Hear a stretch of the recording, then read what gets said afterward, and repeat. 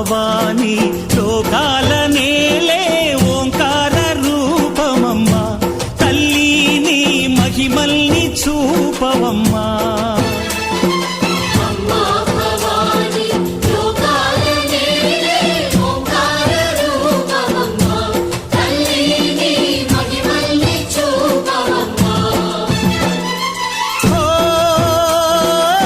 సృష్టికే దీపమా